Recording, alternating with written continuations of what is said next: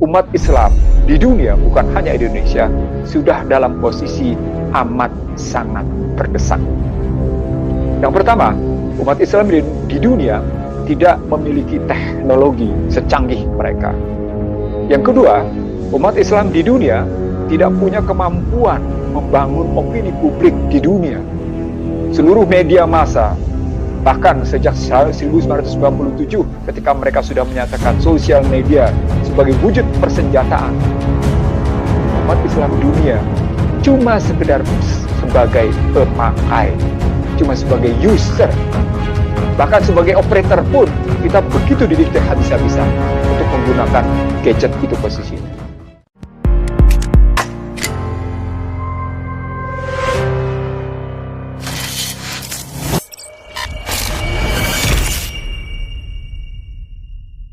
Teman-teman sekalian, saya baru saja mengupdate situasi ekonomi politik internasional yang sedang terjadi baik di kawasan Australia, di Eropa, atau bahkan di Amerika.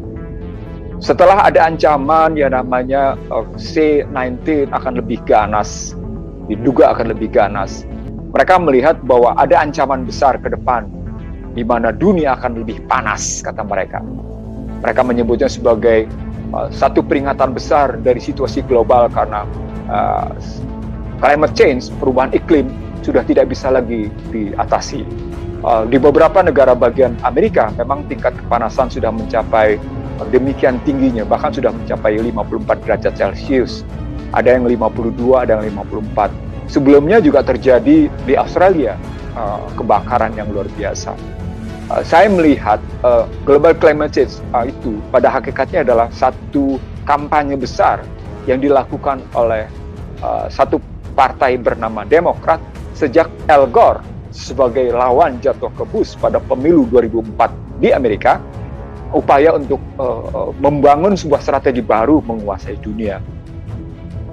Global climate change sebagai tindak zalim yang terjadi di panggung dunia, itu akan terkena ke seluruh dunia, di mana mereka memaksa seluruh dunia harus tunduk pada aturan-aturan itu. Kenapa saya kemudian menggeser dari posisi hijrah yang pertama sampai dengan cerita tentang situasi yang terakhir ini? Karena saya melihat umat Islam di dunia, bukan hanya Indonesia, sudah dalam posisi amat sangat terdesak. Yang pertama, umat Islam di dunia tidak memiliki teknologi secanggih mereka. Yang kedua, umat Islam di dunia tidak punya kemampuan membangun opini publik di dunia. Seluruh media massa, bahkan sejak 1997 ketika mereka sudah menyatakan sosial media sebagai wujud persenjataan, umat Islam dunia cuma sekedar sebagai pemakai, cuma sebagai user. Bahkan sebagai operator pun kita begitu didikte habis-habisan untuk menggunakan gadget itu posisinya. Jadi yang pertama adalah bagaimana kita tidak punya kekuatan atas teknologi. Yang kedua, kita tidak punya kemampuan untuk melakukan imbangan atas kekuatan yang mereka bangun dengan kekuatan modal, dengan medianya. Yang ketiga, kita tidak mampu membangun kecanggihan mereka berorganisasi. Bagaimanapun kita harus akui mereka canggih dalam berorganisasi, walaupun kemudian kita lihat teknologi yang mendukung mereka untuk begitu cepat mengambil keputusan secara akurat. Yang saya maksud adalah lewat yang namanya teknologi yang mereka miliki, mereka bisa mengambil keputusan demikian cepat dan akurat. Dalam bahasa saya yang sederhana, keputusan mereka selalu memiliki speed, stamina, and akurasi. Punya kecepatan, punya daya tahan, posisinya, punya ketahanan tepatnya, dan akurat. Dan ini basisnya adalah teknologi. Nah, sesungguhnya umat Islam di dunia, khususnya di Indonesia, punya kemampuan melakukan satu keseimbangan, walaupun tadi disebut oleh Zulkifli Hasan sebagai segala sesuatu bentuknya berimbang. Tapi itu sekedar kata-kata. Saya tidak ingin itu berwujud sekedar kata-kata, sebagaimana Neno bilang, kita banyak berbusa-busa dalam menyampaikan sesuatu, tapi kemudian kita tidak mampu mewujudkan dalam tindakan. Saya ingin berhenti, teman-teman sekalian, dari sekedar berkata-kata. Saya ingin berhenti dari sekedar beretorika.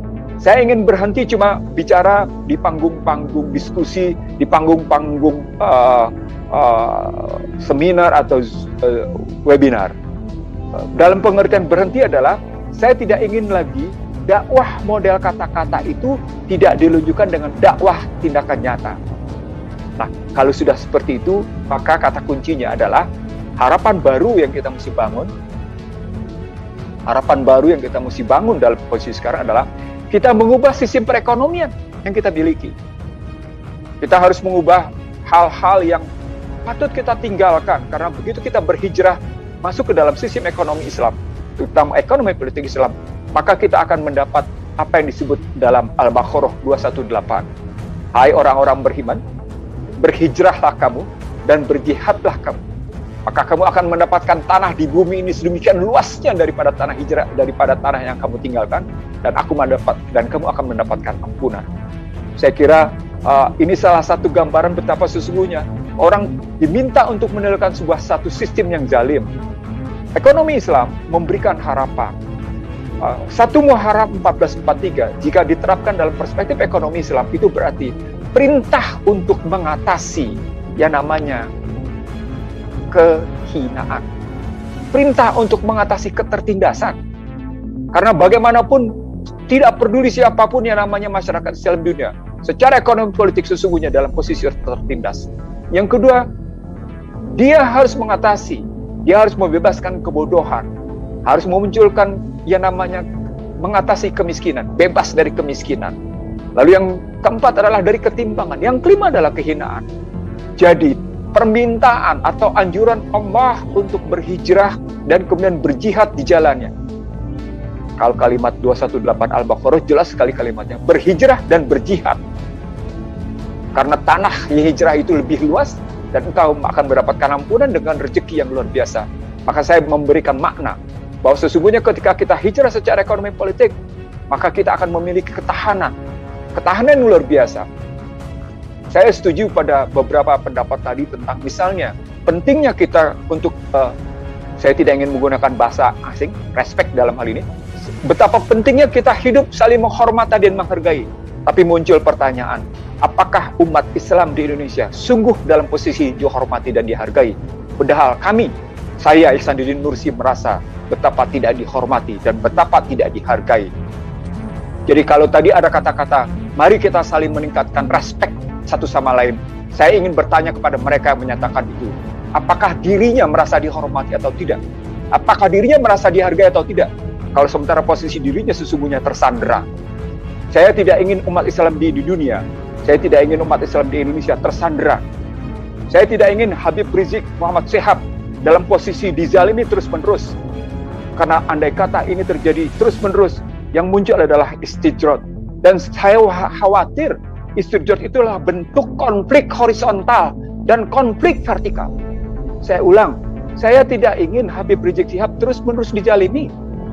Karena bisa jadi yang muncul adalah istijrad. Dan kalau istijrad itu bentuknya adalah konflik horizontal dan konflik vertikal, disebabkan tingkat ketertindasan, tingkat penekanan, tingkat ketimpangan dan kehinaan terus berjalan, maka suka tidak suka akan ada perlawanan. Dan itu bukan sekedar perlawanan ekonomi, tapi juga perlawanan ekonomi politik. Teman-teman sekalian, sekali lagi saya tidak ingin berretorika, saya tidak ingin berkata-kata. Saya sudah mewujudkan dalam pekerjaan saya beberapa tahun ini. Dan saya ingin mengatakan pada Anda semua, ternyata sistem ekonomi Islam sesungguhnya justru memiliki ketangguhan amat sangat luar biasa. Saya kira ini yang mestinya kita lakukan. Karena dengan kita berhijrah dari sistem ekonomi yang zalim, sistem ekonomi yang merusak, sistem ekonomi yang munafik, sistem ekonomi yang sungguh-sungguh tidak berpihak pada nilai-nilai kemanusiaan, maka Islam justru menjawabnya bahwa dia harus membebaskan dari ketertindasan. Ekonomi Islam justru menjawab bahwa membebaskan kemanusiaan dari kebodohan, membebaskan kemanusiaan dari kemiskinan, membebaskan manusia dari ketimpangan.